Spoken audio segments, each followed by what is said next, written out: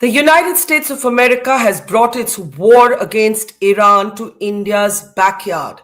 In a dramatic and shocking development that has taken place in the last 24 hours, an American strike on an Iranian ship that was headed back home from India. In fact, its sailors were marching in Visakhapatnam in a parade reviewed by the president just 2 weeks ago, has sent ripples through India and across the region.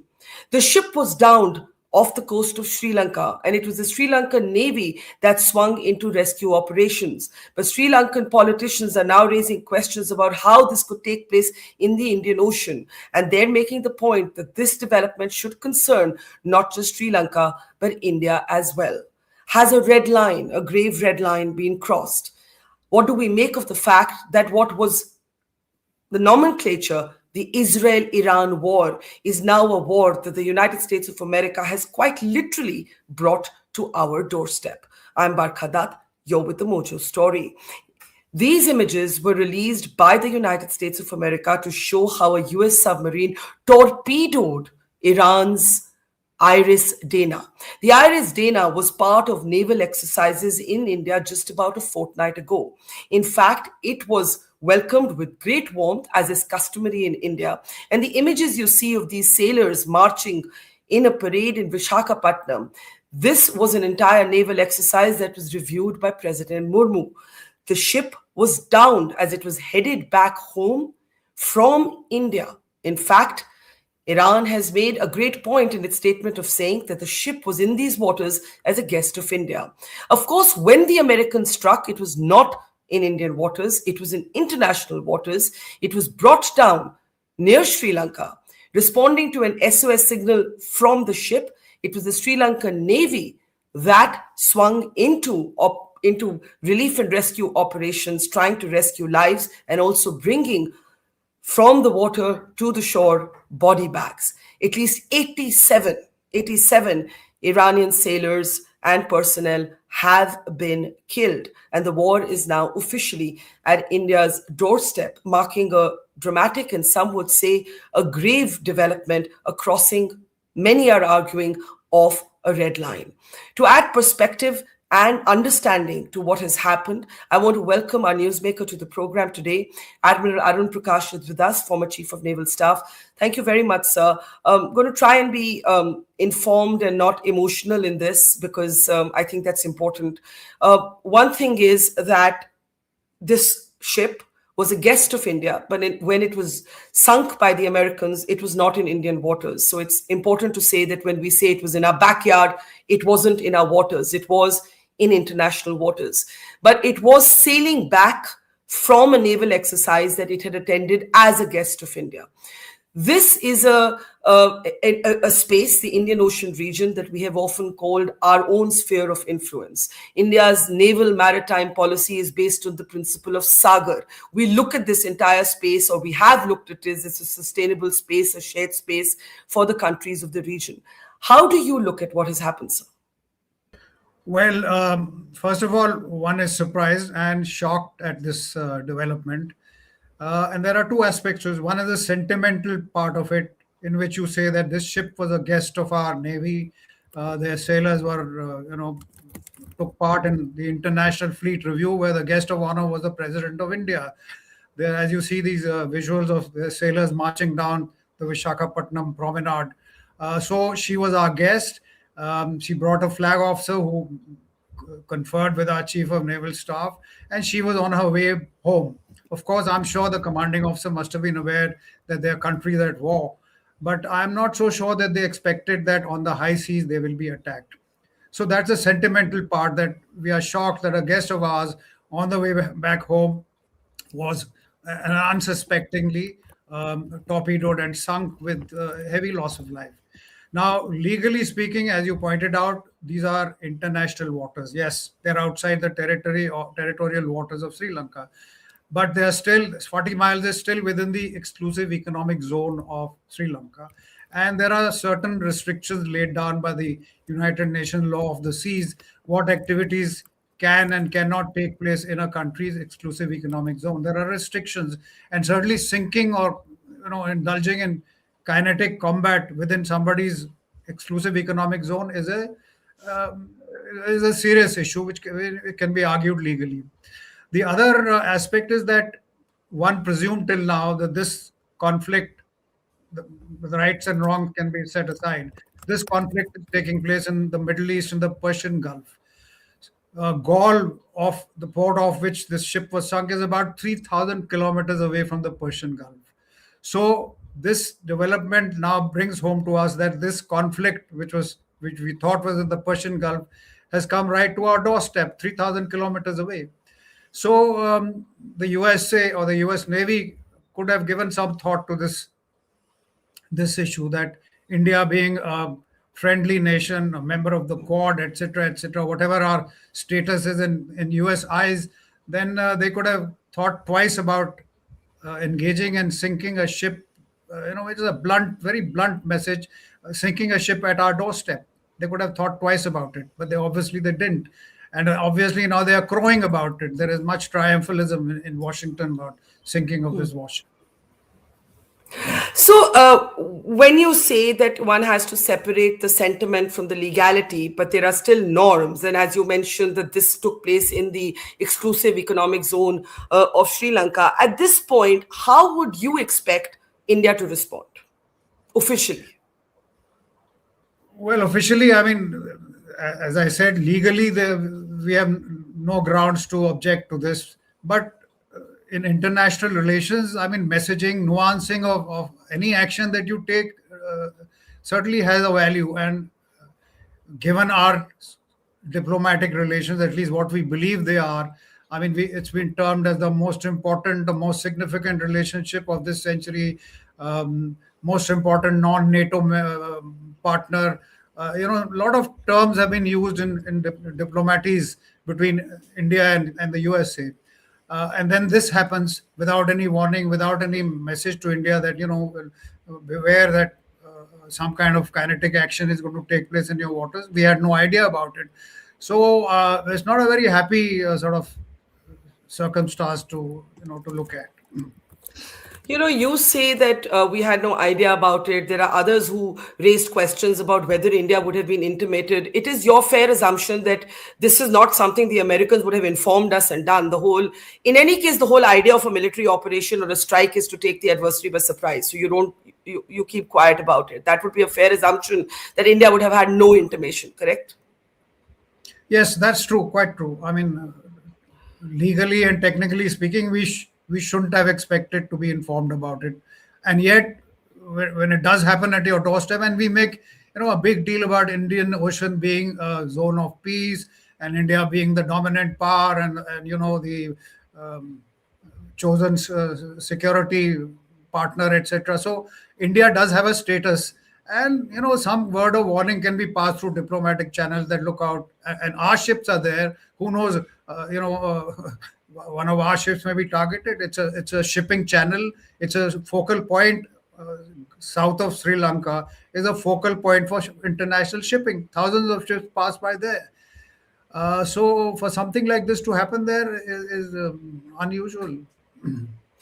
May I ask you, Admiral, what you make of the argument? You must have seen this counter argument that there was a war raging. Why did the IRIS Dena leave Indian shores into waters, knowing fully well that it was open season after Iran had targeted the Gulf countries? The Americans were clearly going to target Iran wherever it could. I'm not saying this, but a lot of people, when I commented on what I felt about this, said this back to me. So I'm placing it in front of you that why did this ship sail out? Did it have any other option? Yes, I'm sure the ship must have been aware that the situation that prevails between the USA and them, and that they could be targeted. But the choices are very limited. Under international law, a belligerent ship can seek refuge in a neutral port, but there are limitations. It has to be chased out after a few days, 7 days or 15 days.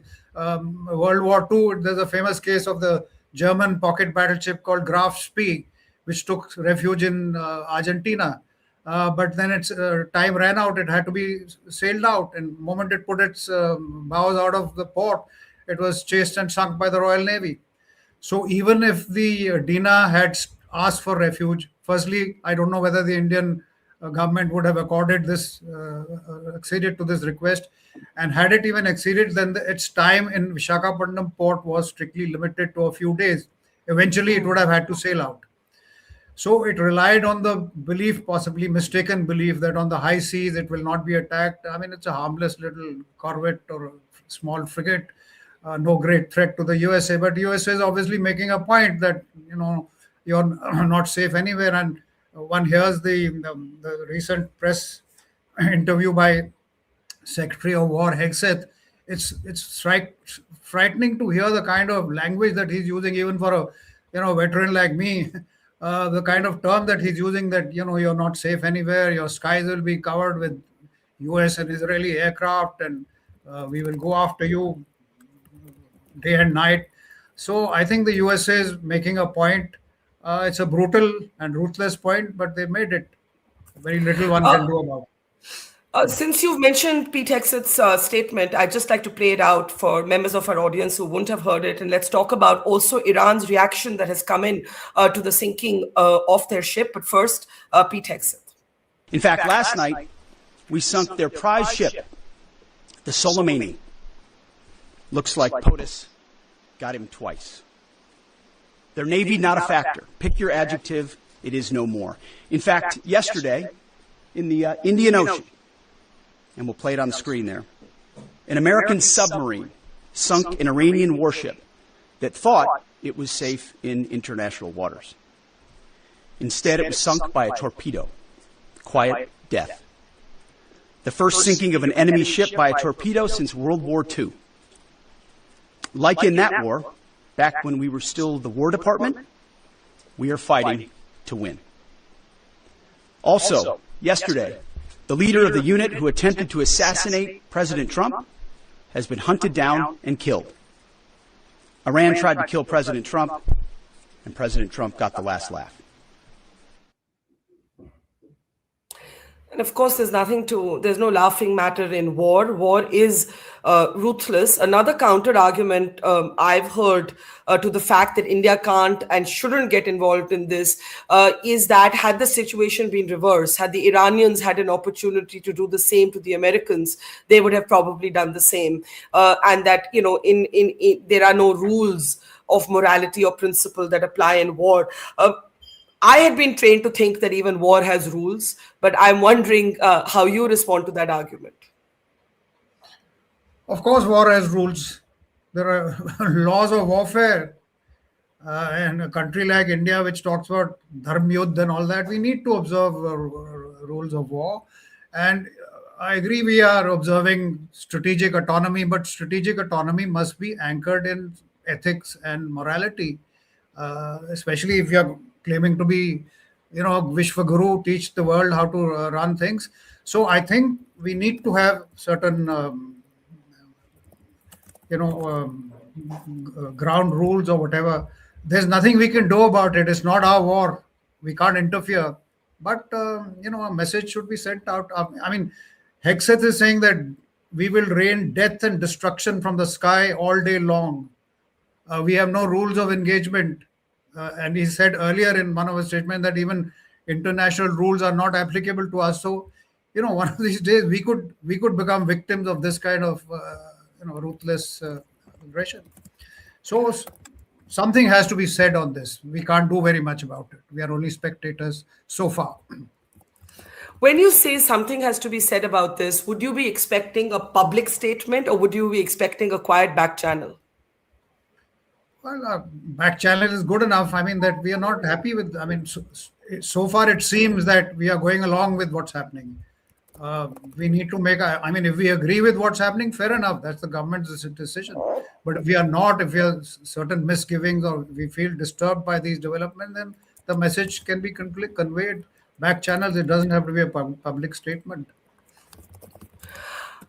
Can I ask you what the perils are of this sort of, for lack of a better word, I would say American unilateralism, right? I think what we are seeing on display from tariffs to this, it's actually the same Trumpian character.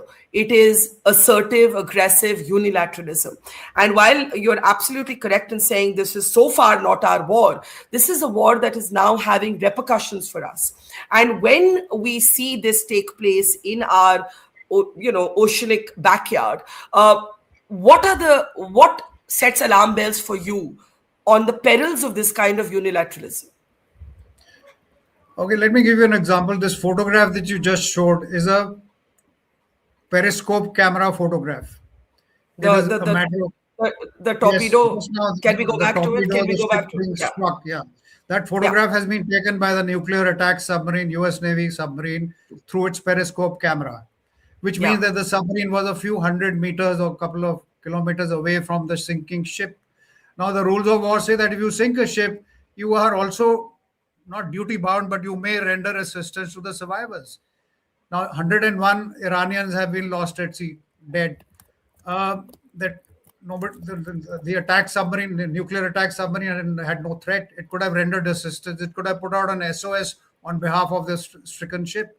So now, if you are going to say that we don't believe in international rules, we have no rules of engagement, then it's all bets are off. Then anything and can happen. You can invade any country. You can pick up somebody's president and his wife and take him home and put him in jail. You can decapitate a country's leadership. So where is you can then invade anybody whom you don't like or don't like the way they are doing things. So where is the red line then? Then it is Thucydides all over. The strong will do what they can, and the weak suffer what they must. That's it. Law of the jungle. But aren't we So in that Darwinian age? Aren't we actually it's living in that Darwinian age? it's being demonstrated to you day after day within your vicinity. But it was not so. I mean, after World War II, I mean, let's go back to Westphalia, 1678 or whatever. It said, Yeah. regardless of the size of the country, all nations will be equal. They will have mutual respect for each other, territorial, etc. Then we came to World War II, and then we had United Nations and so on. All these institutions were to draw lines on the ground to basically to protect the weak from the strong. Now, if you're going to erase all those lines, then it's jungle law. Then we all have to fend for ourselves. It is a grim situation, and in very tangible terms, Admiral, we have 38 Indian flagged vessels that are actually currently stuck in the Persian Gulf with more than 1,000 seafarers. So there is also, that dimension of how India walks this very, very delicate tightrope right now, because we have to bring at least the Indian flagged vessels, the Indians on board, those seafarers are our citizens. Yes, I mean, the sinking of IRIS Dena is a tragedy. All right, but we can let that pass. This is war. These things will happen. But we need to look at the bigger picture. Why is this war going on?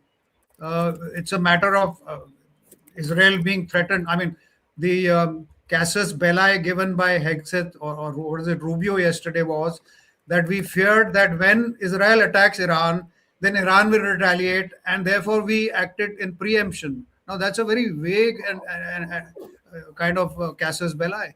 So I think we need to sit back and take a broader look. Why is this conflict taking place? It will hurt Iran. It'll devastate Iran. Gaza has been flattened. I presume Iran can also be flattened given the threats that are being made. But what impact is it going to have on the rest of the world? And poor countries like us, I mean, are going to suffer. If the Hormuz Strait is blocked, even if there's a threat of mines floating around, international shipping,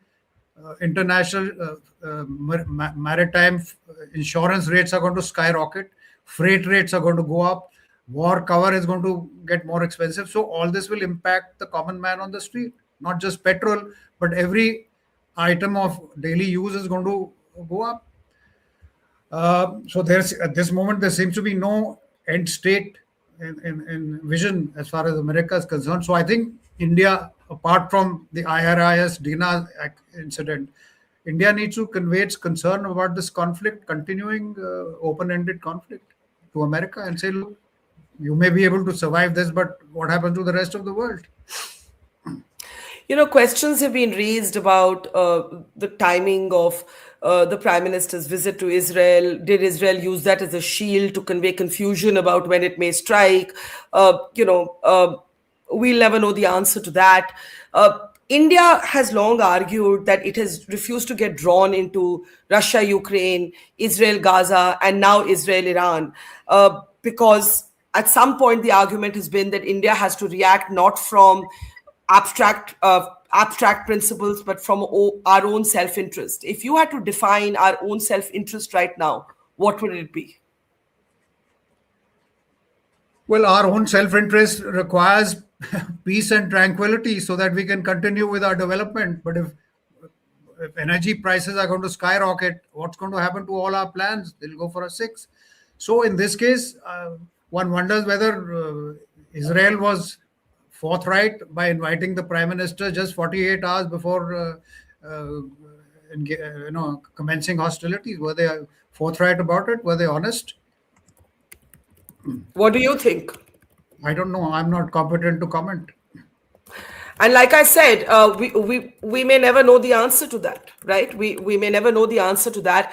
And we're in a very difficult position right now as a country, because while Russia-Ukraine was still a distant war, and Israel-Palestine was still a distant war, this is a war that has now pulled the Gulf countries where there are 9 million Indians. This is a war where Qatar today has said that it is halting the production of liquefied gas, impacting our energy needs directly. We now have this incident of the Iran ship being sunk in the Indian Ocean. So there are all kinds of direct implications for us here, Admiral. Absolutely. Conflict anywhere is undesirable, but a conflict next door and a conflict which involves energy supplies, price of energy, and we get a huge amount of foreign exchange from the Indian diaspora which lives in the Persian Gulf. That's a significant contribution to our budget. And the whole Middle East is now going to be unsettled, and they might, decide to send out all expatriates. And if that happens, it's going to be a big economic blow to us. So it is in our interest, in every sense of the word, to try and calm the waters, persuade the USA to, come down to earth and consider the rest of the world. I don't know what's driving the USA. I don't see any of their direct interests being impacted here, but whatever is driving the USA they need to step back and take a good hard look at what they are doing. They need to, first of all, define the ambit of this conflict. What is this conflict for? What is the end state that they are looking for? When will it stop? From the statement one can only see that it's an open-ended conflict, and they can keep shifting the goalposts every day, which is bad for everybody, bad for the world, and certainly very bad for India. Finally, before we let you go, if you were naval chief in service today, what would be your biggest concern? Well, my concern would be that so far we used to worry about Chinese and PLA Navy submarines haunting our waters, but now we can see that there are US Navy nuclear attack submarines lurking in our waters, and anything can happen. So I think we need to redouble our vigilance. We have considerable anti-submarine warfare resources, and I'm sure our Navy is now girding its loins to improve its maritime reconnaissance and MDA, maritime domain awareness efforts. So we need to be on the lookout. Our waters are not as safe as we had assumed that they would be. Well, absolutely. I mean, I never thought we would say this sentence that we used to be worried, as you said, about Chinese submarines, and today we're actually concerned about American submarines. Our relationship with the United States of America so utterly complex today, so utterly damaged in one way, and so utterly, contained by realpolitik in a very grim time in other ways. We leave it there. Thank you, Admiral Prakash. Always learn so much for you. A pleasure talking to you. Appreciate your time. Thank you, sir, and take care. Thank you. Bye-bye. It's great to see you here. Thank you for watching our work. If you haven't subscribed yet, don't forget to click the bell icon and subscribe to Mojo Story and support independent, robust journalism.